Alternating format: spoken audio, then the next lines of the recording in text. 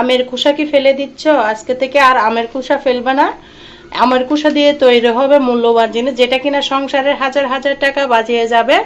এতটা সহজ একটা রেসিপি শেয়ার করব, যেটা দিয়ে সংসারের বাড়তি খরচ বাঁচিয়ে নিয়ে যাবে। বাচ্চারা অনেক পছন্দ করে এরকম একটা রেসিপি শেয়ার করব, সেটার জন্য আমি নিয়ে নিয়েছি এখানে অনেকগুলো আম। আসসালামু আলাইকুম বন্ধুরা, কেমন আছেন? আশা করি যে যেখানে আছো সবাই অনেক ভালো আছো। আলহামদুলিল্লাহ আমিও ভালো আছি। এখানে নিয়ে নিয়েছি বেশ কিছু আম। আমগুলাকে আমি সুন্দর করে ছুলবো, ছুলে আমের কুসাটা লাগবে, আমার আমের কোনো দরকার হবে না। এই কুসা দিয়ে তৈরি হবে সংসারের মূল্যবান জিনিস, যেটা আমাদের দৈনন্দিন জীবনে কিন্তু অনেক প্রয়োজন হয়। কি শেয়ার করব সেটাই দেখতে চাইলে সম্পূর্ণ ভিডিও জুড়ে থাকো, আমার একটা লাইক দিয়ে। আর আমার চ্যানেলে যদি নতুন বন্ধু হয়ে থাকো, আমার চ্যানেলটাকে সাবস্ক্রাইব করে দেওয়ার অনুরোধ রইল।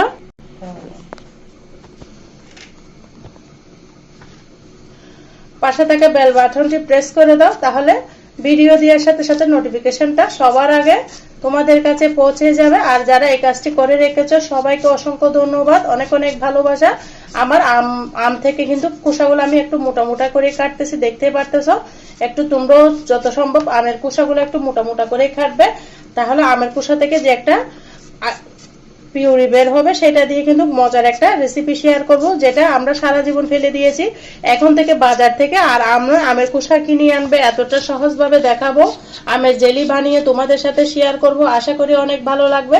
একটা লাইক দিয়ে শেষ পর্যন্ত দেখতে থাকো। টিপস এন্ড ট্রিক্স দেব শেষে, আমি বলে দেবো ভিডিওর মাঝে মাঝে, তাই একটা লাইক দিয়ে সম্পূর্ণ ভিডিও দেখতে থাকো। আশা করি তোমাদের অনেক ভালো লাগবে। আর যদি ভিডিওটা ভালো লাগে ফ্রেন্ডসের মাঝে, ফ্যামিলির মাঝে শেয়ার করে দেওয়ার অনুরোধ রইল। আমগুলা একটু ফেটে গিয়েছে, সমস্যা নেই, আমি ভালো মতো ধুয়ে নিব, তোমরা দেখতে থাকো।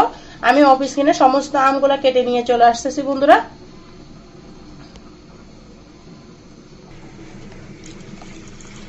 দেখো বন্ধুরা, আমটাকে আমি একদম স্বচ্ছ পানি বের হয়ে গিয়েছে অনেকক্ষণ ধরে কষলিয়ে কষলিয়ে ধুয়ে নিয়েছি।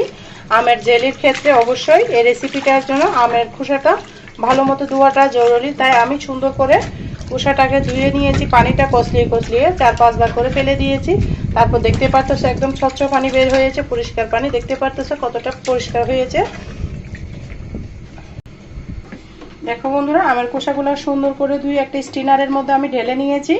এই পর্যায়ে চুলার মধ্যে আমি আগে থেকে গরম পানিটা বসিয়ে দিয়েছি। দেখতেই পারতেছো এখানে আমি আগে থেকে গরম পানিটা বসিয়ে দিয়েছি। তারপরে এখন খোসাগুলো আস্তে আস্তে করে দিয়ে দিব গরম পানি। এগুলো অবশ্যই গরম করে নিবা, তাহলে বেশি ভালো হয়।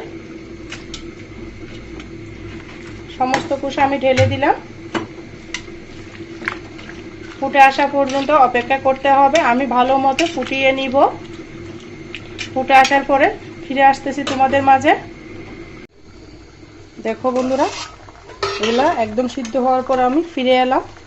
খোসাগুলা মোটামুটি আমি সিদ্ধ করে নিয়েছি, দেখতে পারতেছো। আমার কিন্তু খোসার কোনো দরকার হবে না, শুধুমাত্র খোসার যে নির্যাসটা বের হয়েছে সেটাই দরকার হবে। খোসাগুলো আমি ছেঁকে নিব, দেখতে পারতেছো কতটা ঘন হয়েছে নির্যাসটা।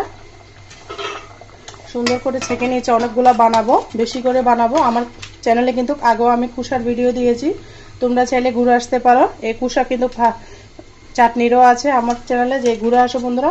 খোসা এখান থেকে আর ফেলা যাবে না। খোসা দিয়ে মজার মজার রেসিপি তৈরি করে খেয়ে নাও। আর আমের খোসা ফেলনা জিনিস দিয়ে হয়ে যাবে কোটি টাকার জিনিস। দেখতে পারতেছো সুন্দর করে আমি নির্যাসটা ছেঁকে নিয়েছি বন্ধুরা। এটা দিয়ে কিভাবে পারফেক্টভাবে জেলি তৈরি করবে সেটা তোমাদেরকে মেজারমেন্টটা আমি দেখিয়ে দিব, তোমরা দেখতে থাকো। দেখো বন্ধুরা, আমি এখানে সম্পূর্ণ মেজারমেন্ট সহ দেখিয়ে দিব। এখানে আমি 1 কাপ আমের খোসার যে নির্যাস নিয়েছি সেটা এরকম একটা মগ দিয়ে নিয়ে নিয়েছি। সম্পূর্ণ এ টু জেড তোমাদেরকে বলে দেবো। সবাই সব রকম ভাবে দেখায়, কিন্তু সঠিক মেজারমেন্টটা দেয় না। আমি তোমাদেরকে সব রকম মেজারমেন্ট দিয়ে আর যেন ভুল না হয় সেভাবে দেখিয়ে দিব। দেখতে পারতেছো সম্পূর্ণ খোসাটা আমি ছেঁকে নিয়েছি। এই পর্যায়ে এই মগ দিয়ে আমি 1 মগ চিনি দিয়ে দিব। দেখো বন্ধুরা, 1 মগ আমি উঁচা উঁচা চিনি দিয়ে দিলাম। চিনিটা ঠিক মতো রাখলে তোমাদের জেলিও পারফেক্ট ভাবে হবে।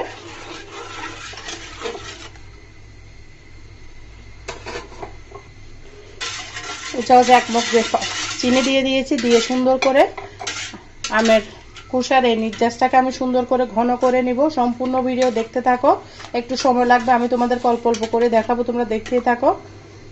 শেষ পর্যায়ে আমি একটা জিনিস দেব, যেটা দিয়ে পারফেক্ট জেলি তৈরি হবে। শেষ পর্যন্ত তোমরা দেখতে থাকো একটা লাইক দিয়ে।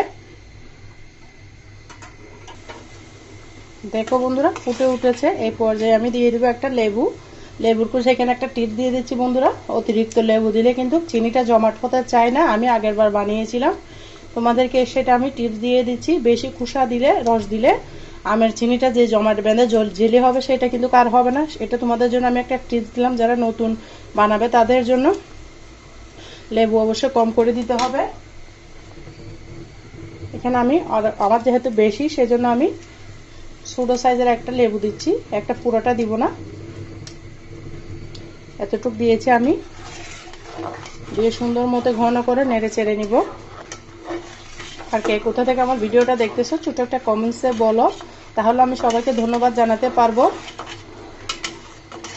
আর প্লিজ বন্ধুরা, যারা আমার চ্যানেলে নতুন বন্ধু হয়েছো, আমার চ্যানেলটাকে সাবস্ক্রাইব করে বেল বাটনটি প্রেস করে দাও, তাহলে ভিডিও দেওয়ার সাথে সাথে নোটিফিকেশনটা সবার আগে তোমাদের মাঝে পৌঁছে যাবে। আর যারা এই কাজটি করে দেখেছো সবাইকে অসংখ্য ধন্যবাদ, অনেক অনেক ভালোবাসা। সবার জন্য মন থেকে দোয়া ও ভালোবাসা রইল। এটাকে আমি নেড়ে চেড়ে, একটু সময় সাপেক্ষ ব্যাপার, আমি অল্প অল্প করে তোমাদের সাথে শেয়ার করতেছি। একটু সময় করে নিতে হবে জেলিটাকে, যতক্ষণ না চিনি আর আমের নির্যাসটা একটু ঘন ভাব আসবে না ততক্ষণ পর্যন্ত নাড়াচাড়ার মধ্যে থাকতে হবে। চুলার আগুনটা কিন্তু আমি বাড়িয়ে রেখেছি।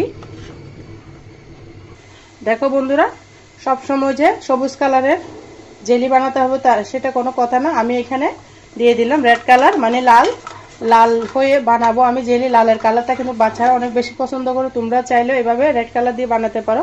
খুবই সামান্য পরিমাণ দিচ্ছি, দেখতে পারতেছ।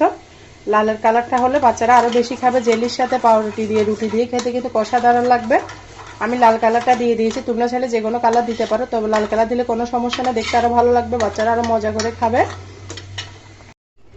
দেখো বন্ধুরা হয়েছে কিনা কিভাবে বুঝবে, এরকম একটা বাটির মধ্যে পানি নেবে। যখনই দেখবে জেলিটা নড়তেছে না, দেখতে পারতেছো জমাট বেঁধে আছে, তখনই বুঝবা যে তোমাদের জেলিটা পারফেক্ট ভাবে হয়ে গিয়েছে। এই পর্যায়ে আমি একটা জারের মধ্যে ঢেলে নিব। দেখো বন্ধুরা, এর গরম গরম অবস্থা আমি একটা জারের মধ্যে ঢেলে নিচ্ছি। তোমরা চাইলে যে কোনো বাটির মধ্যে নিতে পারো। আমি একটা জারের মধ্যে ঢেলে নিয়েছি, বেশি করে বানিয়েছি, বাচ্চাদের জন্য রাখবো সেই জন্য। ঠান্ডা হওয়ার পরে ফিরে আসতেছি। আর কিছু আমি এই বাটির মধ্যে ঢেলে নিব। দেখতে পারতেছো কতগুলো বানিয়েছি আমি। ঠান্ডা হওয়ার পরে ফিরে আসতেছি বন্ধুরা, তোমরা সাথেই থাকো। দেখো বন্ধুরা, জেলিগুলো কতটা পারফেক্ট হয়েছে দেখতে পারতেছো। দোকান থেকে আর চওড়া দাম দিয়ে জেলি কিনতে হবে না, এরকম পাউরুটি দিয়ে ঘরে বানিয়ে নিতে পারবা মজাদার জেলি। চওড়া ভালো ব্র্যান্ডের পাউরুটি দিয়ে কিন্তু জেলি দিয়ে খেতে অনেক মজা লাগে।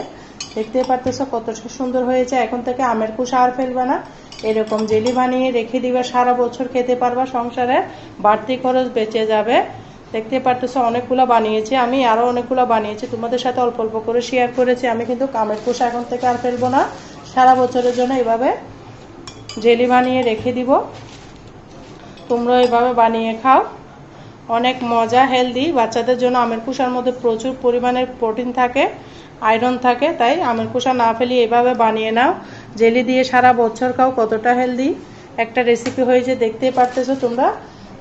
এতক্ষণ পর্যন্ত যারা আমার ভিডিও জুড়ে ছিল সবাইকে অসংখ্য ধন্যবাদ। আর আমার যে আমের খোসা দিয়ে জেলি বানানোটা কেমন হয়েছে ছোট্ট একটা কমেন্টসে বলো। সবাইকে অসংখ্য ধন্যবাদ। আজকের মতো আমি এখানে বিদায় নিচ্ছি। আমার কথার মাঝে কোনো ভুল ত্রুটি হলে সবাই ক্ষমার দৃষ্টিতে দেখো।